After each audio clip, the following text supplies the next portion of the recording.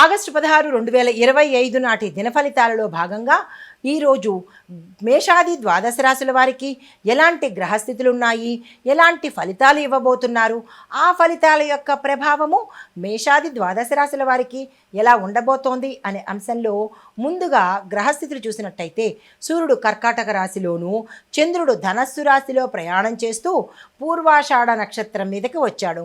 కుజుడు కర్కాటక రాశిలోను, బుధుడు సింహరాశిలో వక్రగతిని సంచారం చేస్తున్నాడు. బృహస్పతి మిథున రాశిలోను, శని భగవానుడు కుంభరాశిలో వక్రగతిలో సంచారం చేస్తున్నాడు. రాహువు మేషంలోను, కేతు తులాలో సంచారం చేస్తున్నారు.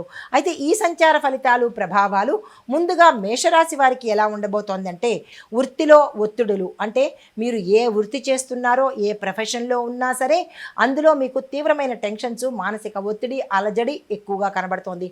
స్నేహితుల మద్దతు కూడా, అంటే స్నేహితుల ప్రభావం కూడా మీకు, అంటే వారి యొక్క సపోర్టు చాలా తక్కువ శాతం కనబడుతోంది. అయితే కుటుంబ వ్యవహారాల్లో చూసినట్టయితే కనుక తీవ్రమైన అలజడులు, ఒత్తిడులు, తగాదాలు, ఇబ్బందికరమైన వాతావరణం కూడా గోచరిస్తోంది.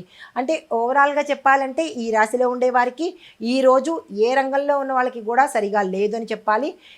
అసలు ఏమీ బాగాలేదు. కాబట్టి ఈరోజు మీరు ఎటువంటి ప్రయత్నాన్ని ఈరోజు చేయకండి.